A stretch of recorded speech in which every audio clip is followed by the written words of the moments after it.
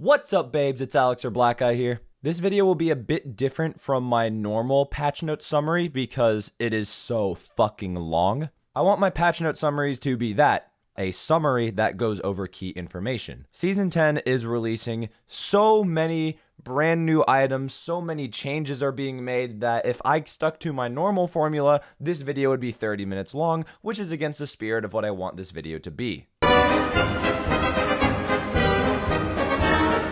So I'm going to cut out a bit more than normal, I'm going to summarize a bit more than normal, and there are a lot of instances where it is 100% okay to pause the screen to read what's on it.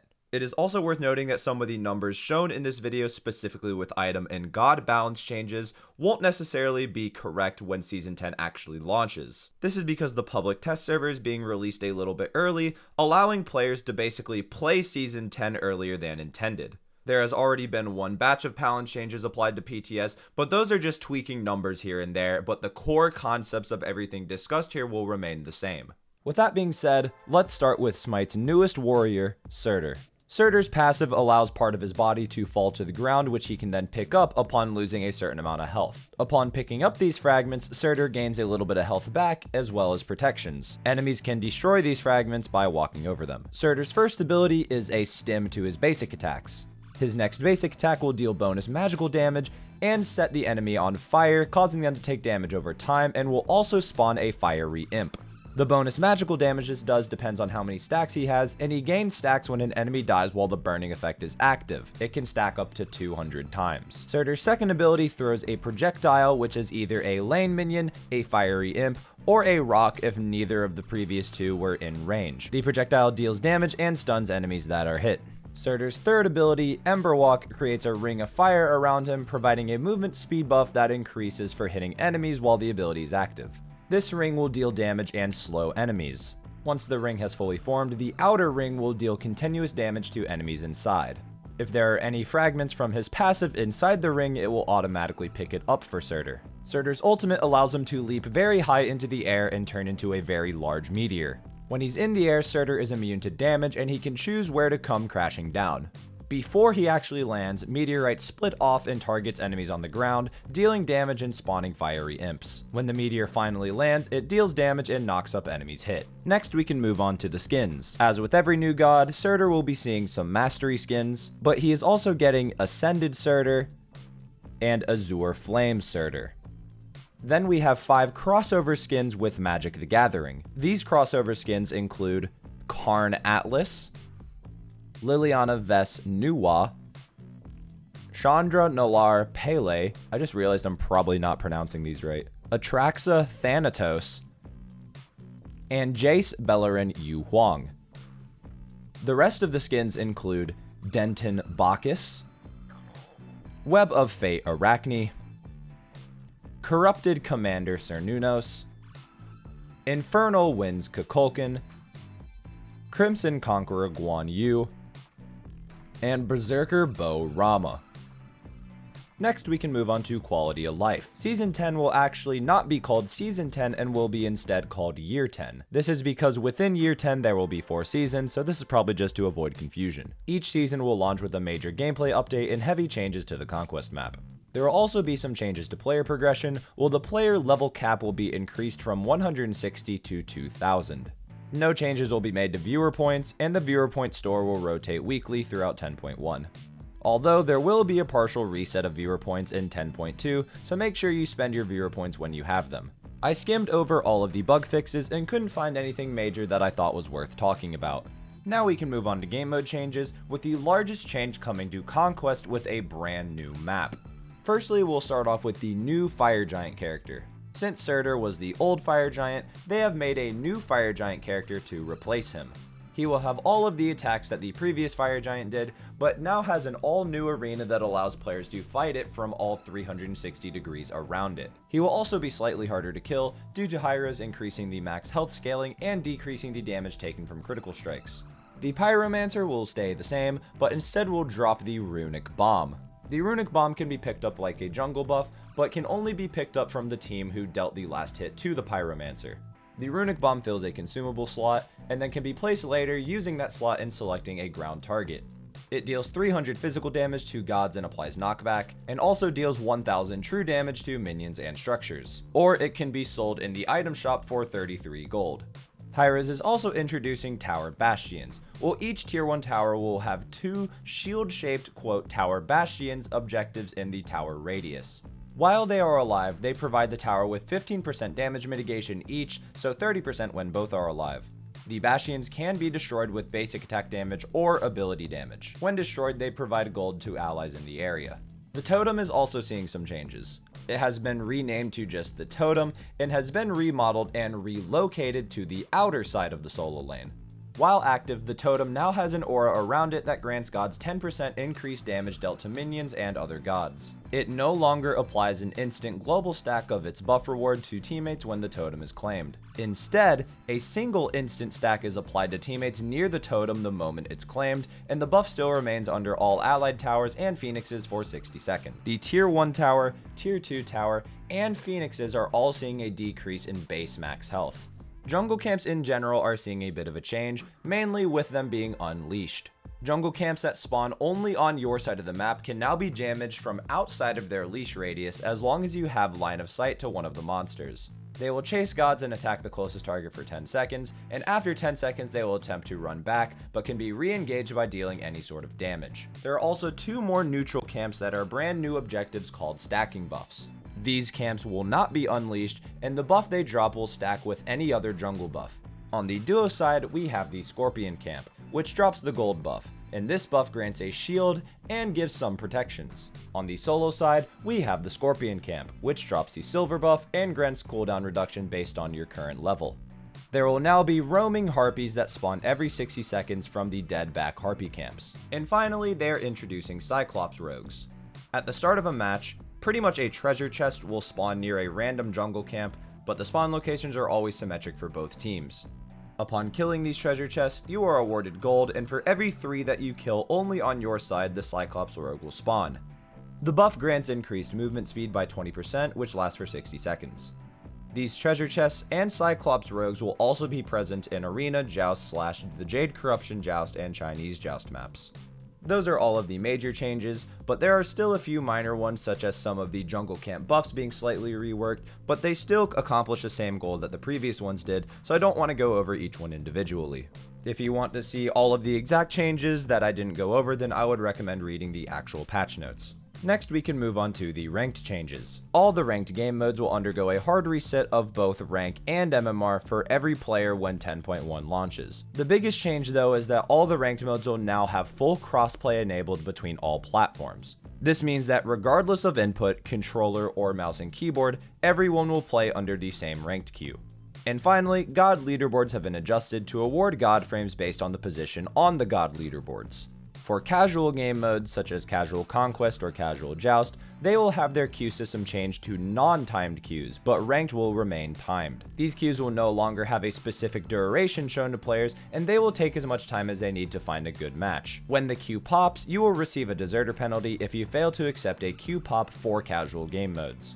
With this queue change, we will see the introduction of multi-queue, which will be enabled on all casual game modes. Now we can talk about items, specifically Shard Relics. Shard Relics will be free at level 1, and you will now have more of a variety of options to pick from instead of just Vision Shard. These will not replace your second relic, and instead you can upgrade your Shard Relic to any relic you want at level 12. First we have Horn Shard, which gives you some non-ultimate ability cooldown reduction. Then we have Claw Shard, which gives you magical power, magical lifesteal, and physical ability lifesteal for a certain period of time. Then we have Wing Shard, which increases your movement speed and attack speed for a certain period of time. Next we have Carapace or Carapace, and I probably butchered that word, but it allows your next basic attack to steal physical and magical protections from the next god hit. Vision Shard remains completely unchanged and just allows you to place a ward. Now we can talk about the actual items, and again, I am going to very briefly go over them because there are so many. But I guess I'll start off by saying a lot of items were removed and are being replaced by different items. Feel free to pause the screen to see the full list. Starting off with hybrid items, we now have Stone of Binding. This item grants physical and magical protections as well as some health. The passive of this item allows users to place a debuff on an enemy god by hitting them with a crowd control ability.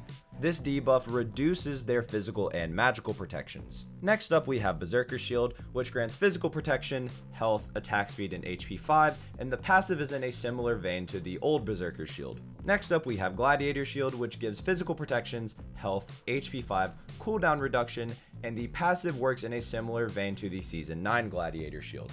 Next up we have Frostbound Hammer, which gives physical power, health, HP 5, and MP 5, and the passive is being changed where your next basic attack creates sort of a shockwave of frost around them, slowing the movement speed and attack speed of enemy gods in the area.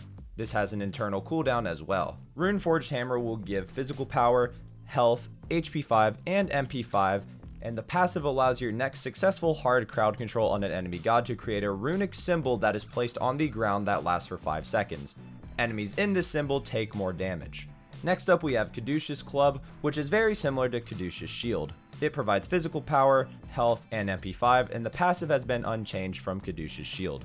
Next up we can talk about anti-heal items, starting with Divine Ruin. This is seeing a cost increase and a new passive that is in addition to the old anti-heal passive. The new passive will allow your next successful damaging ability to sort of trigger a chain lightning effect, damaging the target and up to 4 nearby enemies, and that also applies the anti-heal passive. The same thing is happening to Brawler's Beatstick, where it's seeing a cost increase and a new passive in addition to the anti-heal passive. For this new passive, getting a kill or assist on an enemy god creates a field that provides power to allies. Toxic Blade is seeing an increase in cost, decrease in attack speed, and decrease in penetration, as well as a new passive. The new passive allows enemies hit by your basic attacks to have 15% reduced healing and 5% reduced attack speed, while you gain 5% increased attack speed, which stacks up to 4 times.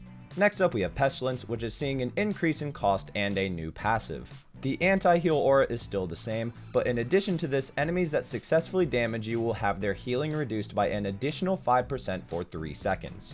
Finally, we have Contagion, which is also seeing a cost increase and a new passive. In addition to the anti-heal aura, when you are hit by a hard crowd control, the enemy receives an aura that deals 40 magical damage per second to them and other enemies within a 25 unit radius. Next up we can talk about Winged Blade, which has a brand new passive. For its new passive, when you are hit by a slow, you and nearby allies within 30 units become immune to slows and gain 20% increased movement speed for 4 seconds. Gem of Isolation is also seeing a new passive, where enemies hit by your damaging abilities will move 30% slower for 2.5 seconds, and can only occur once every 10 seconds. And finally, we have Spectral Armor, which is seeing an increase in cost as well as a new passive. For the new passive, you will take 40% reduced bonus damage from physical critical strikes, and when you are hit by a critical strike, you and all allies within a 55 unit radius take an additional 5% reduced bonus damage from physical critical strikes, which can stack up to 4 times and last 8 seconds. Next up we have a section for stat only reworked items. First up we have Demon Blade, which is just for simplicity's sake, it's the same thing as Wind Demon, except it is built from the Hidden Dagger tree instead of the Shuriken tree. Next up we have Breastplate of Regrowth, which is kind of a combination between Breastplate of Valor and Shield of Regrowth. This provides physical protections, mana, MP5, and CDR, and has a passive that is similar to Shield of Regrowth, where after healing yourself from an ability, you gain movement speed and power. Next we have Lotus Sickle, which is very similar to Lotus Crown. This has been moved to the Ancient Blade tree. It provides physical protections, health, cooldown reduction, and movement speed, and has a passive similar to Lotus Crown, where any god affected by your ability gains physical and magical protections. Magi's Cloak is getting a shift, where there is an increase in both physical and magical protections. They've removed the 300 health and added 10% CDR, and these changes also affect its glyphs. Hydra's Lament is getting its MP5 removed and is just giving you 200 base mana instead. Now we can move on to some brand new items, starting off with Cyclopean Ring. Cyclopean Ring provides magical power, attack speed, and CDR, and for the passive, your next basic attack against an enemy god will deal bonus magical damage equal to 8% of the target's maximum health. This has an internal cooldown, but that internal cooldown can be reduced for each successful basic attack on an enemy god.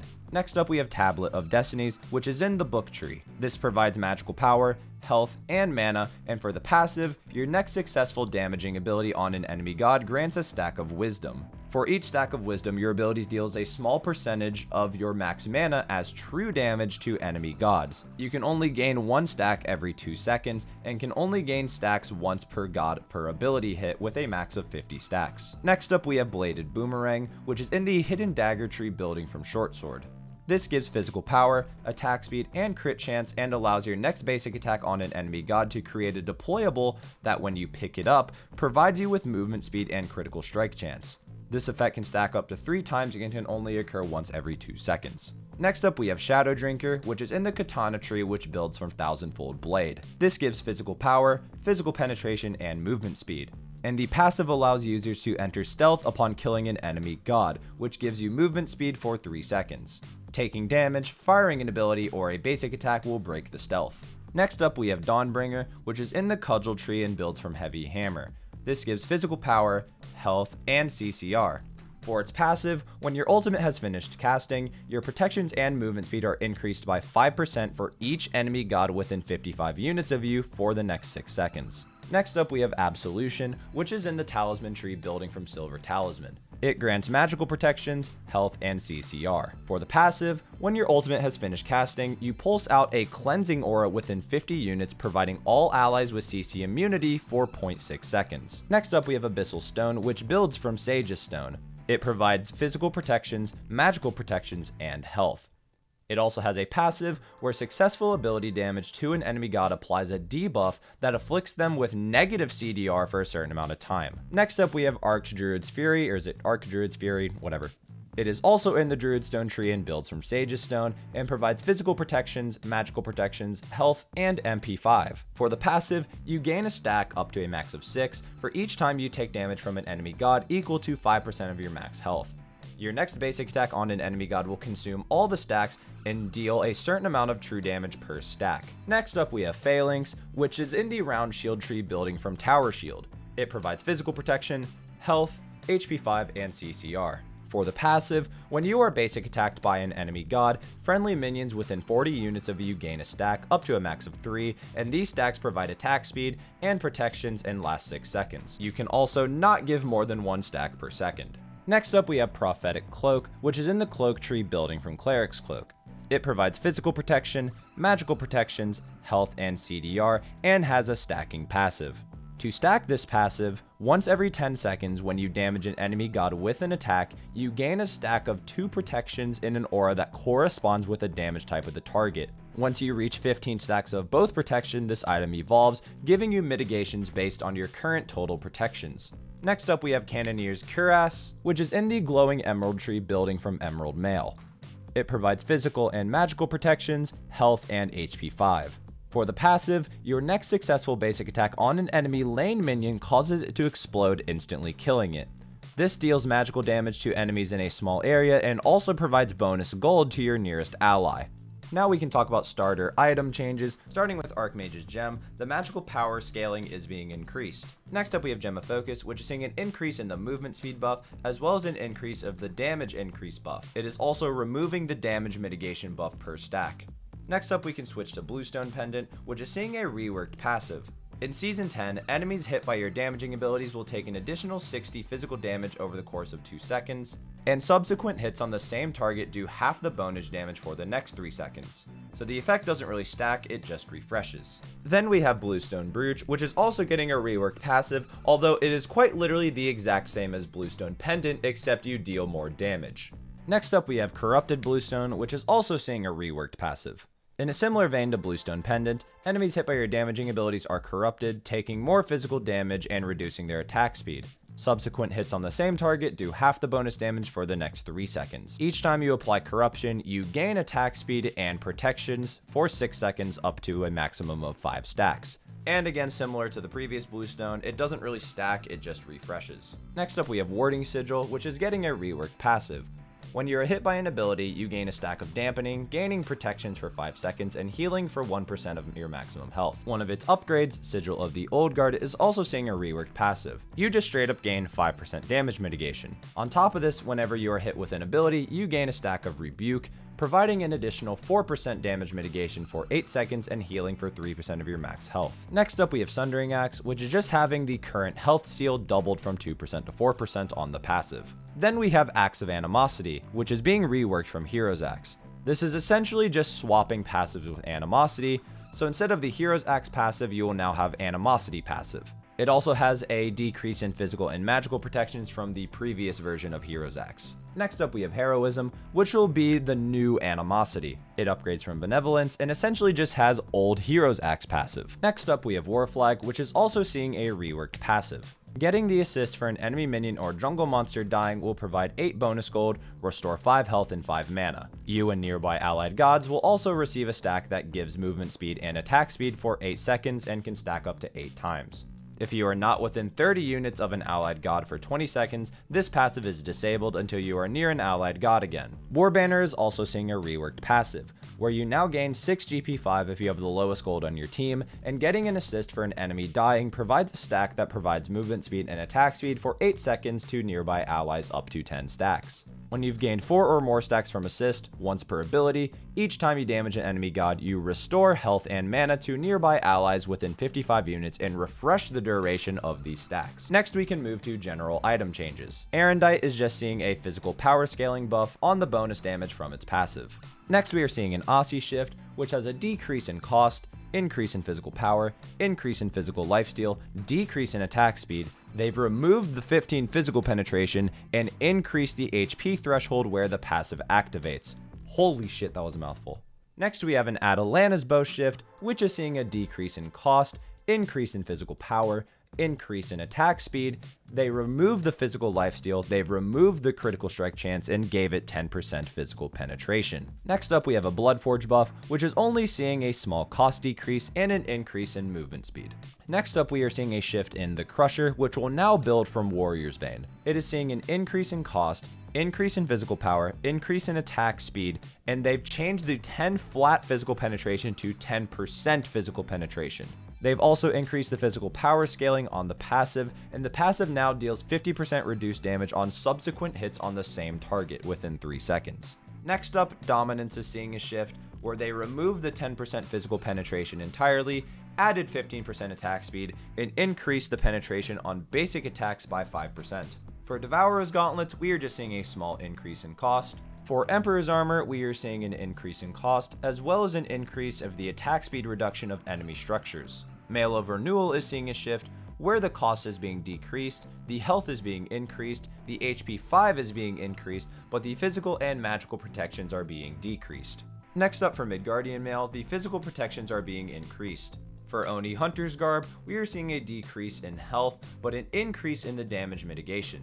Next up we have Rage, which is seeing a buff, where they are increasing the base critical strike chance, but decreasing the critical strike chance per stack. They've also added 5 physical power per every stack, and decreased the max stack from 5 to 4. Overall, this results in 20 more power, and the critical strike chance remains the same.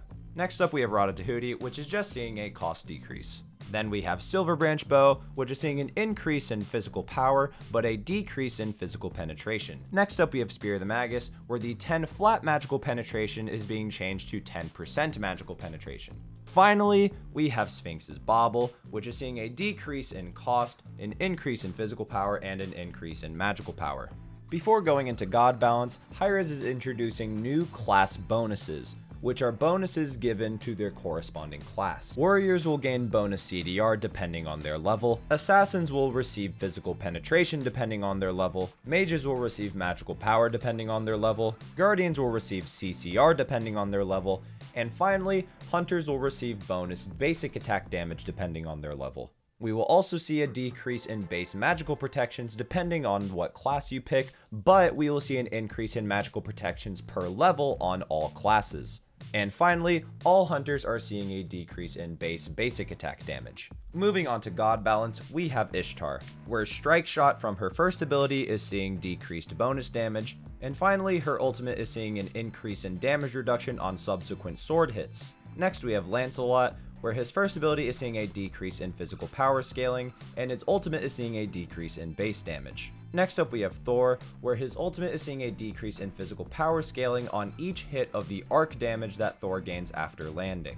Next up we have Vulcan, where his first ability is seeing a decrease in magical power scaling and an increase in cooldown. Next up we have Achilles, where his first ability will do increased damage to lane minions, and his second ability will see a decrease in cooldown. Next up we have Artemis, where we're seeing an increase in the maximum number of traps Artemis can leave on the ground by 1, and her third ability is seeing an increase in base damage as well as an increase in physical power scaling. Next up we have Bacchus, where his first ability will now heal him in addition to all its other effects. And finally, his belly flop will see a decrease in cooldown. For Bakasura, his second ability will increase the active cooldown reduction when eating a minion, and his ultimate ability will increase the slow on the deployed area. For Fenrir, he will now gain attack speed from his second ability in addition to all the other buffs, and on his third ability they're increasing the protections gained while channeling it. For Hachiman, his second ability is seeing an increase in base damage as well as an increase in physical power scaling. For Hel, in her Dark Stance 2, it will now apply 10% magical protection reduction in addition to the flat magical protection reduction. For Hercules, his first ability is seeing an increase in base damage, and his third ability will now provide attack speed at all ranks in addition to the other effects. It will also see a decrease in cooldown. For Hunbats, his first ability is seeing an increase in base damage as well as an increase in the slow it provides. For King Arthur, his first ability will see an increase in base damage on Hamstring, and for his second ability, we will see an increase in damage on Battle Stomp, and for his third ability, we will see an increase in the protection reduction debuff on Twin Cleave. For Kuzenbo, the slow from the first ability is being increased and the cooldown from the first ability is being decreased. For Kumbhakarna, the internal cooldown of his passive is being decreased, and his second ability will now apply a cripple in addition to the root. For Morgan Le Fay, her third ability will see an increase in magical power scaling on the initial hit, and her ultimate will also see an increase in magical power scaling on the damage dealt per mark consumed. For Nike, her third ability is seeing an increase in base damage, and her ultimate is seeing a decrease in cooldown. For Oleron, his passive critical strike damage is increased. For Serket, her second ability will see an increase in the madness duration, and her third ability is seeing a decrease in cooldown. Next we are seeing some Scotty buffs, where her second ability now decreases the time it takes for Calder to regenerate health. Her second ability is seeing a decrease in cooldown, and her ultimate now has damage on the initial hit on both Scotty and Calder's snowstorms. But to compensate a little bit, the tick damage is being decreased, but overall the total damage is being increased. For Sobek, his third ability is seeing an increase in base damage, and his ultimate is seeing a slow increase as well as a protection increase. For Vamana, the healing from his ultimate ability is being removed entirely, and he now gains 30% physical lifesteal while he's in his ultimate form, and the shield that he gains while being in his ultimate is being increased as well. For Xbalanque, his ultimate now provides attack speed while the effect is active. And that's about it for Season 10. Again, I apologize if I left anything out. This video is already long enough as it is, and I didn't want to make it even longer by going over every single change that was made. If you made it this far, I really appreciate it, and I'd also appreciate a like and a subscription, but even if not, I just appreciate you watching the video. This video took well over 10 hours to make, and I want to go light my ballsack on fire. As always, this has been Black Eye. Thank you guys for watching, and I'll see you in the next video. Oh shit, pray them niggas go, hey. Oh, we sell the clowns around, it look like circus shows, hey. This is not the album either, these are just the throwaways. This shit still so cold when it drop, it's gonna be a motherfucking snow day. Hey, boy.